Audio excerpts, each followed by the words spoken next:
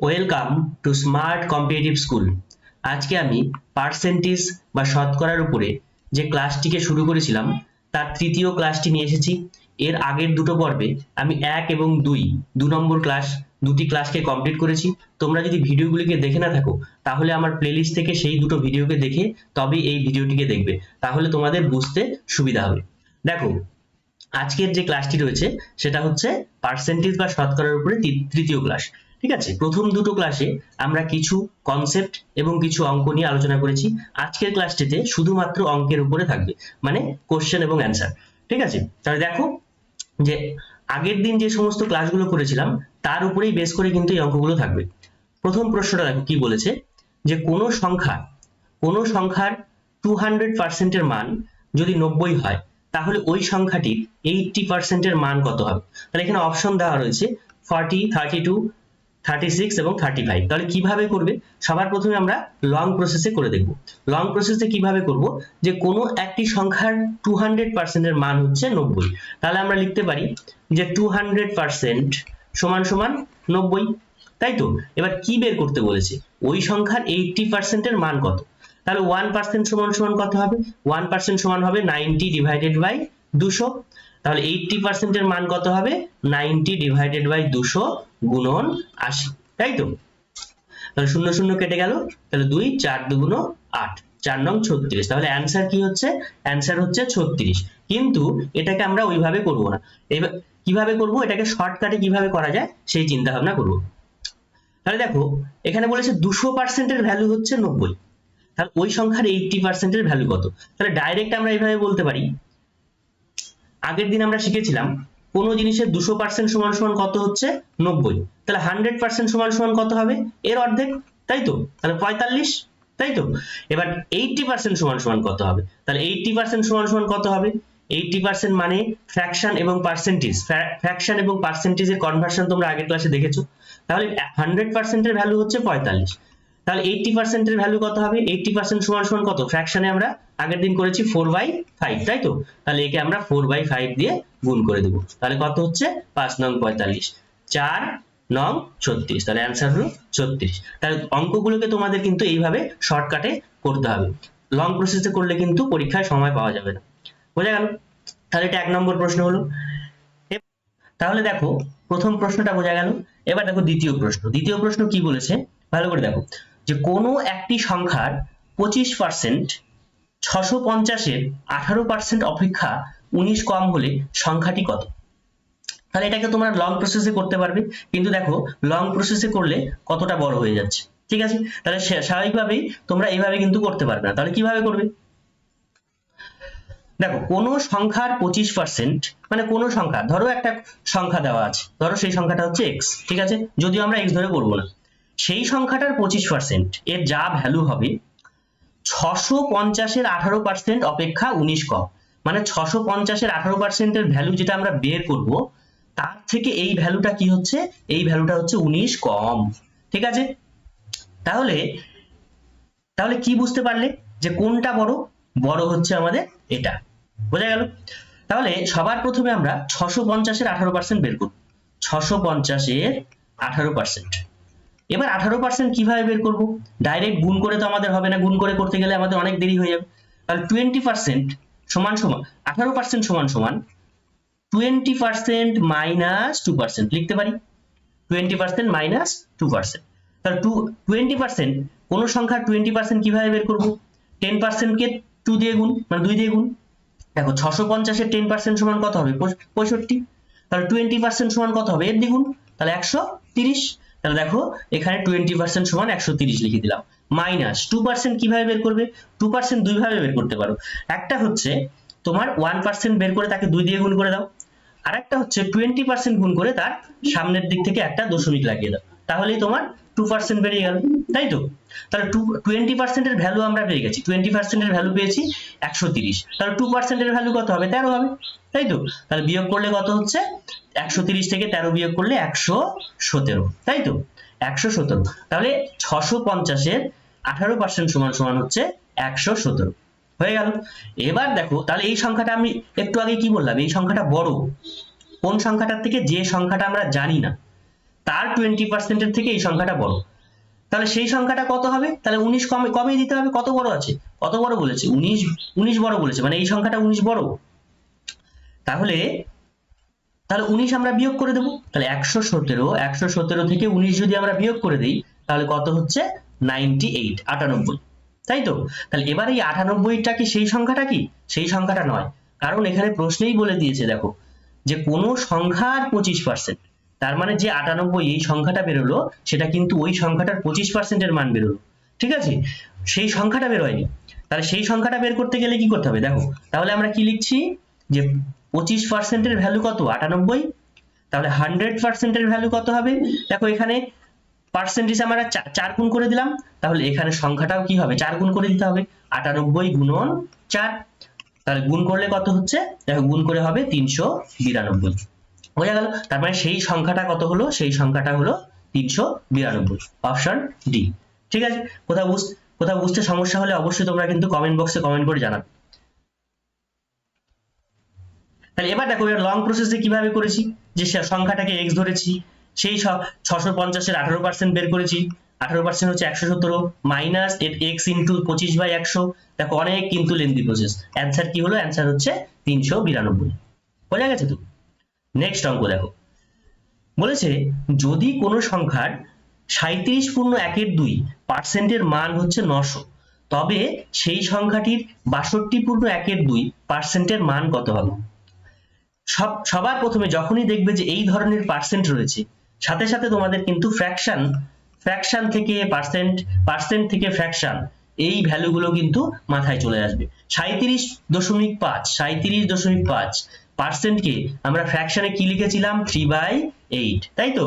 আর 62.5 এটাকে পার্সেন্টেজে আমরা কি লিখেছিলাম? ফ্র্যাকশনে কি লিখেছিলাম? 5/8। তার মানে বেসিক্যালি এটা কি বলতে চেয়েছে? 3/8 অংশের মান কত? 90, 900। তাহলে 5/8 অংশের মান কত? দেখো তাহলে সেটাই লিখেছি যে 3/8। তাহলে আমরা কিভাবে করছি দেখো, তাহলে 3/8 বলেছে কি যে 37.1/2 এই অংশের মান কত? এই পার্সেন্টেজের মান হচ্ছে 900। তাহলে বের করতে বলেছে 62.1/2% এর মান কত। তাহলে এটাকে আমরা পার্সেন্ট থেকে ফ্র্যাকশনে নিয়ে আসবো। তাহলে 3/8, 3/8 অংশের মান কত? 900। তাহলে এক অংশের মান কত হবে? এক অংশের মান বের করার এখানে দরকারই নেই। দেখো এক অংশের মান না বের করেও কিভাবে হবে? তাহলে 1/8 অংশের মান কত হবে? 3/8 এর মান হচ্ছে 900, তাহলে 1/8 এর মান কত হবে? কাটাকাটি হয়ে যাবে, তাহলে কত হচ্ছে? 300। এই যে দেখো 3 কেটে গেল, 3 × 900, তার মানে 1/8 এর মান হচ্ছে 300।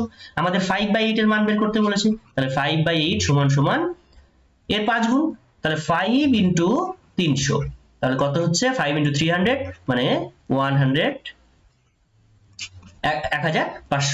বোঝা গেল? 1500।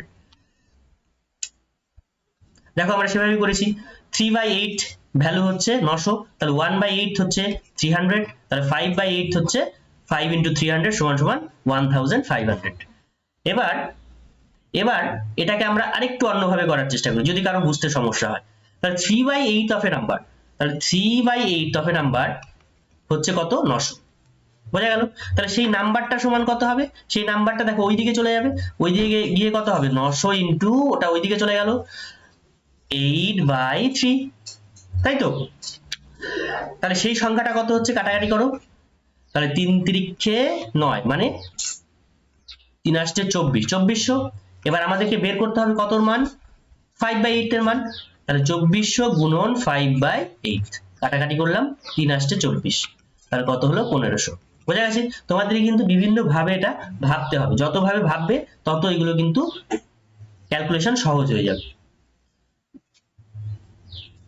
পরবর্তী প্রশ্ন দেখো, 4 নম্বর প্রশ্ন। যদি কোনো সংখ্যার 11%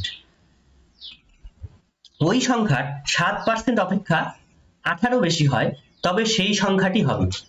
ধরো একটা সংখ্যা আমি ধরলাম 100, ঠিক আছে? তার আমি 11% বের করছি। আবার তারই আমি 7% বের করছি, তাহলে কোন পার্সেন্টের মানটা বেশি হবে? স্বাভাবিকভাবেই যেটা বড় সেই সংখ্যার, মানে একই সংখ্যা নিয়ে আমি তো কাজ করছি, আমি তো অন্য সংখ্যা নিয়ে কাজ করছি না, তাহলে সেই সংখ্যাটাকে নিয়ে যদি আমি কাজ করি তাহলে পার্সেন্টেজে যেটা বড় হবে সেটাই বড় পার্সেন্ট হবে, সেটাই বড় সংখ্যা হবে, তাই তো? তাহলে কোনো সংখ্যা, ধরো এই 100, 100-র 11% মানে কত? 11। আর 100-র 7% মানে কত? 7। তাহলে কোনটা বড় হচ্ছে? 11%টা বড় হচ্ছে। তাহলে এখানেও একই রকম বলেছে যে কোনো একটা সংখ্যা, সেই সংখ্যাটা আমরা জানি না, কোনো একটি সংখ্যার 11% ওই সংখ্যারই 7% অপেক্ষা কত বেশি হচ্ছে? 18 বেশি। তাহলে সেই সংখ্যাটি কত হবে? তাহলে কিভাবে বের করবে? তাহলে পার্সেন্টেজ হিসেবে কত বড়? এখানে 11%, এখানে 7%, মানে 4%, ডিফারেন্স হচ্ছে 4%। কিন্তু সেই ডিফারেন্সটা সংখ্যায় কত? সংখ্যায় হচ্ছে 18। তাহলে 4% সমান সমান 18 লিখতে পারি। তাহলে 4% সমান সমান 18 যদি লিখি, তাহলে 1% সমান কত? 1% সমান সমান আমাদের বের করতে হবে কি? 100%। তাহলে 18 ডিভাইডেড বাই 18 ডিভাইডেড বাই 4, কাটাকাটি করলে কত হচ্ছে? আচ্ছা, এখন কাটাকাটির দরকার নেই, 18 ডিভাইডেড বাই 4। এবার আমাদের 100% এর ভ্যালু বের করতে হবে, তাহলে 18 ডিভাইডেড বাই 4 ইন্টু 100, তাহলে কত হচ্ছে? 25। 25 ইন্টু 18, 25 ইন্টু 18 যদি করা হয় তাহলে কত হবে? 450। বোঝা গেছে? এরপরে দেখো,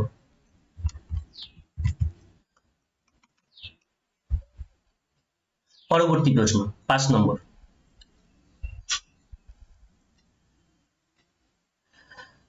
দুই ব্যক্তি ভোটে লড়লেন, মানে আমাদের যে ইলেকশন হচ্ছে সেই ভোটে লড়ছেন।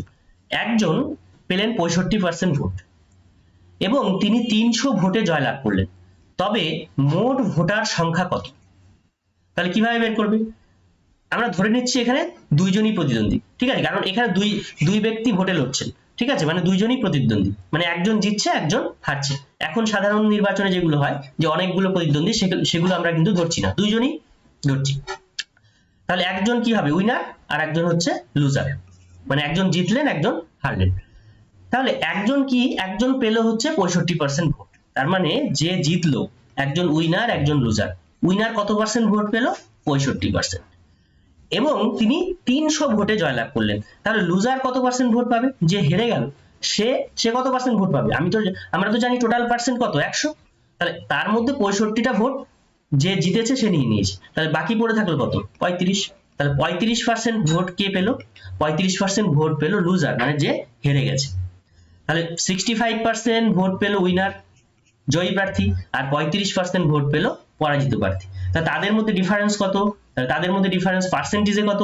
পার্সেন্টেজ হচ্ছে বিয়োগ করতে হবে, তাহলে 0 তাহলে 30%।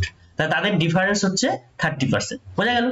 কিন্তু বলেছে, আমি এখানে পার্সেন্টেজের হিসেব দেওয়া নেই, বলেছে 300 ভোটে জয়লাভ করলো, তাহলে 30% এর ভ্যালু কত হবে? 300, তাই তো? তাহলে 30% সমান সমান কত? 300। তাহলে 1% সমান সমান কত? 300 ডিভাইডেড বাই 30। আমাদের 100% বের করতে হবে, 100% সমান সমান কত? 0 0 কেটে গেল 10, তার মানে হয়ে গেল 1000, তাই তো? তাহলে 100% এর ভ্যালু হচ্ছে 1000। এবার আমাদের প্রশ্নটা দেখতে হবে যে কি বলতে চেয়েছে, কি বলেছে। তবে মোট ভোটার সংখ্যা কত? তাহলে মোট ভোটারের সংখ্যা কত? মোট ভোটার সংখ্যা 100%, মানে 1000। কিন্তু এখানে যদি বলতো যে বিজয়ী প্রার্থী কত ভোট পেলেন, তাহলে বিজয়ী প্রার্থী কত ভোট পেলেন? 65% ভোট, মানে 650টি। আর যিনি পরাজিত প্রার্থী হলেন তিনি কতগুলো ভোট পেলেন? বাকিটা, মানে 350টা। তাহলে এখানে আমাদের আরো কিন্তু দুটো কোশ্চেন হতে পারত, ঠিক আছে? তাহলে সেভাবে যদি কোশ্চেন গুলো আসে তোমরা কিন্তু সলভ করতে পারো। পরবর্তী প্রশ্ন দেখো, যখন কোনো সংখ্যার 40% কে 42 এর সাথে যোগ করা হয় তখন সেই সংখ্যাটি হয়, মানে তখন সেই সংখ্যাটি হয়, তবে সংখ্যাটি কত? মানে ধরো যখন কোনো সংখ্যার 40% কে 42 এর সাথে যুক্ত করা, মানে ধরো একটা সংখ্যা দেওয়া হয়, ঠিক আছে, সেই সংখ্যাটার 40% কে 42 এর সাথে যুক্ত করলাম, ধরো এক সংখ্যাটা হচ্ছে x, ঠিক আছে, তার 40% মানে কত? 40/100। এর 40% কে কার সাথে যুক্ত করা হয়েছে? 42 এর সাথে যুক্ত করা হয়েছে, তাহলে সেই সংখ্যাটি আবার এসছে, মানে সমীকরণটা হচ্ছে এরকম। তাহলে এইভাবে যদি তোমরা করো তাহলে অনেক লেন্দি হবে। তাহলে আমরা কিভাবে করব? আমরা শর্টকাটে করব। শর্টকাটে কিভাবে হচ্ছে দেখো, যে যখন কোনো সংখ্যার 40% কে 42 এর সাথে যোগ করা হয় তাহলে সেই সংখ্যাটি আবার চলে আসে। তাহলে সেই সংখ্যাটি যখন আসছে, এই ধরো এটা একটা সংখ্যা, ঠিক আছে, সেই সংখ্যাটির 40%, 40% কতটুকু হবে, ধরো এইটুকু হচ্ছে 40%, ঠিক আছে। তাহলে বাকিটা কত, বাকিটা হচ্ছে 60%, তাই তো। 40% যদি এইটুকু যদি 40% হয় তাহলে বাকিটা 60%। তাহলে এই 60% এর সাথে আমরা যুক্ত করছি কাকে, বলেছে 40% এর সাথে 42 কে যুক্ত করছি, তাহলে গোটা সংখ্যাটা চলে আসে। তার মানে 60% এর ভ্যালু কত, 42, বোঝা গেছে কিনা। তাহলে 60% এর ভ্যালু হচ্ছে 42। তাহলে শর্টকাটে আমরা কি লিখতে পারি, ডাইরেক্ট যে 60% সমান সমান 42। তাহলে 1% সমান কত হবে, 42 ডিভাইডেড বাই 60। আর 100% সমান সমান কত হবে, আচ্ছা দাঁড়াও এখানে আমরা হিসেবটা করে দিচ্ছি। 60% সমান সমান 42, তাহলে 1% সমান সমান কত হবে, 42 ডিভাইডেড বাই 60। আর 100% সমান সমান কত হবে, 42 ডিভাইডেড বাই 60 গুণন 100। তাহলে 0 0 কেটে গেল, 6 7 42। তাহলে সংখ্যাটি কত হলো, সংখ্যাটি হচ্ছে 70। বোঝা গেছে কিনা। দেখো তারপরে পরবর্তী কোশ্চেন,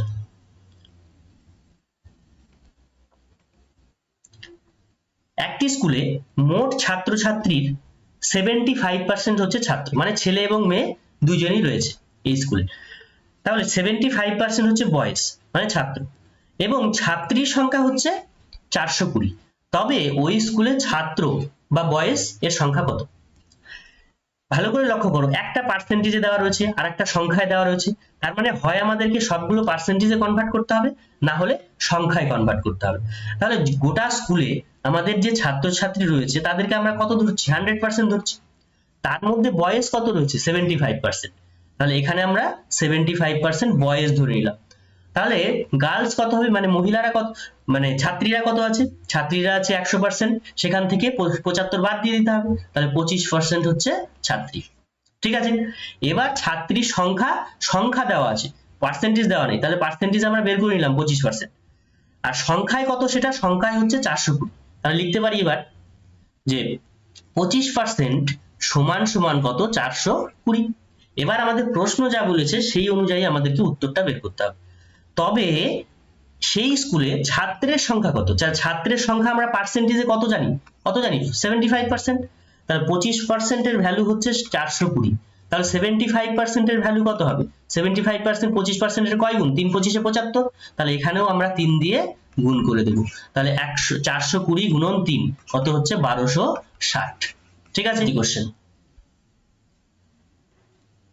একজন ছাত্র 23% নম্বর পেয়েছে কিন্তু 15 নম্বরের জন্য অনুত্তীর্ণ হয়েছে, মানে ফেল করেছে, ঠিক আছে। কিন্তু অন্য এক ছাত্র 35% নম্বর পেয়েছে ও 5 নম্বর থেকে 21 নম্বর বেশি পেয়েছে। তবে তিনটে প্রশ্ন রয়েছে, মোট নম্বর কত, মানে টোটাল কতর মধ্যে পরীক্ষা হয়েছে। বি হচ্ছে পাস মার্ক কত, শতকরায় মানে পার্সেন্টেজে আমাদের বের করতে হবে। আর 3 নম্বর বলেছে কি, সি নম্বরে পাস নম্বর কত। প্রথমটা হচ্ছে মোট নম্বর কত, দ্বিতীয়টা হচ্ছে পাস মার্ক কত শতকরায় পার্সেন্টেজে, আর তৃতীয়টা হচ্ছে পাস নম্বর, শুধুমাত্র নম্বর কত। তাহলে এটা কিভাবে করবে, দেখো প্রশ্নটা ভালো করে লক্ষ্য করো, যে 23% নম্বর পেয়ে ফেল করেছে, কত নম্বরের জন্য, 15 নম্বরের জন্য। আর 35% নম্বর পেয়ে পাস করেছে, কত নম্বরের জন্য পাস করেছে, 21 নম্বর, মানে 5 নম্বর থেকে 21 নম্বর বেশি। তাহলে একটা ডায়াগ্রাম আঁকা যাক, যে ধরো এটা হচ্ছে 0%, সেখান থেকে আমরা নিয়ে যাচ্ছি 100%, ঠিক আছে। ফুল মার্কস যদি পাওয়া যায় তাহলে তাকে আমরা 100% বলছি, কোনো মার্কস না পেলে সেটা 0%। তাহলে এর মাঝখানে কোথাও একজন নম্বর পেয়েছে, কত কত পার্সেন্ট নম্বর পেয়েছে, ধরো 23%, মানে 23%, এই 23%টা কোথায় রয়েছে, এখানে। আর একজন পেয়েছে 35%, তাহলে ধরো 35%টা হচ্ছে এখানে, বোঝা গেছে। তার মাঝখানে কি রয়েছে, তার মাঝখানে রয়েছে 5 মার্কস, তাই তো। তাহলে ধরো এখানে হচ্ছে 5 মার্কস, ঠিক আছে। তার মানে এখানে একটা পার্সেন্টেজ আসবে, সেটা আমরা জানি না। তাহলে যে 23% নম্বর পেয়েছে সে কি করলো, সে ফেল করে গেল। তার মানে 5 মার্কসটা বেশি ছিল। কত নম্বরের জন্য ফেল করলো, দেখো প্রশ্নটা দেখো, ফেল করেছে কত নম্বরের জন্য, 15 নম্বরের জন্য। তাহলে এইটুকুর ভ্যালু হচ্ছে 15 নম্বর, তাই তো।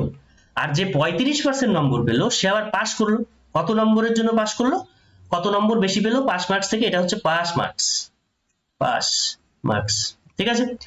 পাস মার্কস থেকে বেশি পেয়েছে। কত নম্বর বেশি পেয়েছে? 21 নম্বর, 21। ঠিক আছে, এবার দেখো টোটাল জার্নিটা দেখো, 23% থেকে 35%, টোটাল জার্নি হচ্ছে 12%-এর জার্নি, তাই তো? 12%-এর জার্নি। কিন্তু নম্বরের দিক থেকে যদি বলি, এটা পার্সেন্টেজে বের করলাম, নম্বরের দিক থেকে যদি বলি এইটুকু হচ্ছে 15 নম্বর, আবার এইটুকু হচ্ছে 21 নম্বর। তাহলে টোটাল জার্নিটা কত? 15 প্লাস 21, 15 প্লাস 21, তাহলে কত হলো? 36 নম্বর। পার্সেন্টেজ এবং নম্বরের মধ্যে কিন্তু তফাৎ রয়েছে, সেটা কিন্তু ভালো করে দেখতে হবে। তাহলে এখানে আমরা নম্বর বের করলাম, নম্বরের ডিফারেন্স কত? 36, কিন্তু পার্সেন্টেজের ডিফারেন্স কত? 12%। তাহলে আমরা বলতেই পারি যে 12% সমান সমান 36, 12% সমান সমান 36। এবার এখান থেকে আমাদের যা বের করতে বলবে সবই বের করতে পারবো। কি কি বলেছে দেখো, প্রথম প্রশ্নটা দেখো, প্রথম প্রশ্ন বলেছে মোট নম্বর কত। তাহলে মোট নম্বর আমরা কি 100% বের করতে হবে মোট নম্বর বের করতে গেলে। তাহলে 12% সমান সমান হচ্ছে 36। তাহলে এখান থেকে 1% সমান বের করে নিতে পারবো 36/12, মানে 3 12 36, 3%। তাহলে 100% সমান সমান কত হচ্ছে? 100% সমান সমান 100 দিয়ে গুণ, তাহলে 300, তাই তো? তাহলে আমরা 100% এর ভ্যালু কিন্তু বের করে ফেললাম। এবার তাহলে মোট নম্বর কত হচ্ছে? মোট নম্বর হচ্ছে, একটু দাঁড়াও, এটা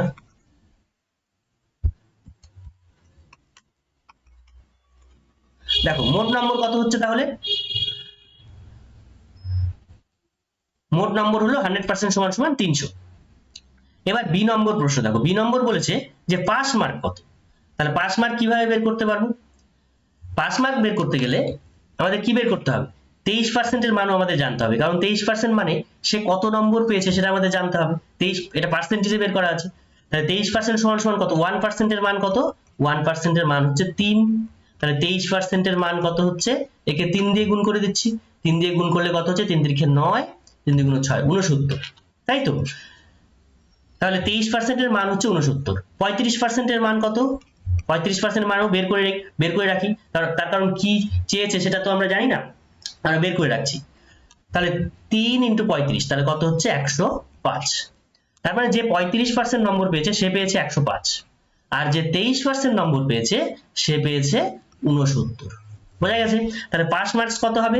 পাস মার্কস হবে, পাস মার্কস যদি বলা হয় তাহলে 69 এর সাথে 15 যোগ করতে হবে, 69 প্লাস 15, তাহলে যোগ করলে কত হচ্ছে? 84, তাই তো? তাহলে পাস মার্কস হচ্ছে 84, কিন্তু পার্সেন্টেজ কত? পার্সেন্টেজ কত হবে? 84 ডিভাইডেড বাই মোট নম্বর 300 গুণন 100, তাই তো? পাস মার্কস কত হচ্ছে? তাহলে পাস মার্কস হচ্ছে, পাস মার্কস বের করেছি 84, কিন্তু এটা পার্সেন্টেজে তো বের করতে পারিনি এখন। তাহলে পার্সেন্টেজে বের করতে গেলে কিভাবে করতে হবে? যে 300 এর মধ্যে 84 পেলে পাস, তাহলে 300 ভ্যালু 384, ঠিক আছে? তাহলে 1 মানে 1 এর মধ্যে কত? 84 ডিভাইডেড বাই 300, তাহলে 100 এর মধ্যে কত? 100 এর মধ্যে কত হচ্ছে? 84 ডিভাইডেড বাই 300 গুণন 100, তাহলে কাটাকাটি করো, 3 দিয়ে 28 সম্ভবত, ঠিক আছে? 28%, তার মানে পাস মার্কস হচ্ছে, পাস পার্সেন্টেজ হচ্ছে 28%। এবার প্রশ্নে চলে আসো, কি কি বলেছে? মোট নম্বর 300, ঠিক আছে? পাস মার্কস কত? শতকরায় যদি বলি 28%। আচ্ছা, পাস নম্বর কত? পাস নম্বর আমরা কত বের করলাম?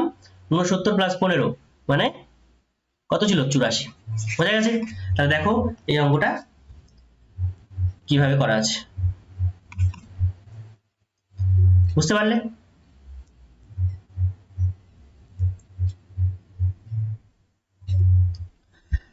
পরবর্তী প্রশ্ন দেখো, এক শিল্পপতি 40% যন্ত্রপাতিতে, 25% বাড়ি তৈরিতে এবং 15% কাঁচামাল ক্রয় ও 5% হচ্ছে আসবাবপত্রের উপর খরচ করেন। তার মানে খরচ কিসের উপরে করলেন? যে 40% করলেন যন্ত্রপাতির উপরে, 25% করলেন বাড়ি তৈরিতে, 15% করলেন কাঁচামাল ক্রয় করতে, আর 5% করলেন আসবাবপত্র বা ফার্নিচারের উপর। এরপরে খরচ করার পরে কি দেখলেন? তার কাছে এত টাকা পড়ে আছে। তাহলে সঞ্চয়, এত টাকা সঞ্চয় থাকে, তবে তার কাছে মোট কত টাকা ছিল? তার আর কিছুই নয়, এটা জাস্ট 100% এর ভ্যালু বের করতে হয়, মোট কত টাকা ছিল। তাহলে কিভাবে বের করবে? মোট খরচ কত হলো পার্সেন্টেজে?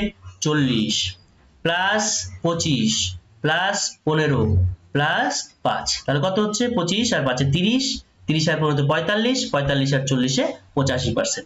তার মানে তিনি মোট 85% খরচা করলেন। তাহলে খরচা যদি 85% করে তাহলে সঞ্চয় কত? সঞ্চয় 15%। 100 মাইনাস 85 মানে 15% সঞ্চয়। কিন্তু সঞ্চয়ের পরিমাণটা এখানে পার্সেন্টেজে দেওয়া নেই, কিসে দেওয়া আছে? সংখ্যায় দেওয়া রয়েছে। তাহলে 15% এর ভ্যালু কি হবে? এর সাথে সমান হবে, তাই তো? তাহলে সেটা আমরা লিখে দিচ্ছি। দেখো সেটাই লেখা হয়েছে যে মোট খরচ হচ্ছে 85%, রিমেইনিং মানে হচ্ছে বাকি, ঠিক আছে, বা সঞ্চয়। সঞ্চয় কত পার্সেন্ট? 15। তাহলে 15% এর ভ্যালু কত? এটা 1,30,500 টাকা। তাহলে 15% এর ভ্যালু যদি 1,30,500 টাকা হয়, তাহলে 1% সমান সমান কত হচ্ছে? 1,30,500 ডিভাইডেড বাই 15 ইনটু আমাদের বের করতে হবে কত? 100%, কারণ মোট এর পরিমাণ বের করতে বলেছে। 5 দিয়ে 3 5 15, 5 20 100, 3 দিয়ে কাটাকাটি যাচ্ছে, 3 4 12, 3 3 9, 3 5 15, 0 0। এই দুটো গুণ করলে কত হচ্ছে? গুণ করলে আসছে 8 7 1 2 3 4, চারটে শূন্য, ঠিক আছে। তার মানে এত টাকা হচ্ছে তার মোট টাকার পরিমাণ, বোঝা গেল? তাহলে তার কাছে মোট কত টাকা ছিল? তার কাছে মোট এত টাকা ছিল।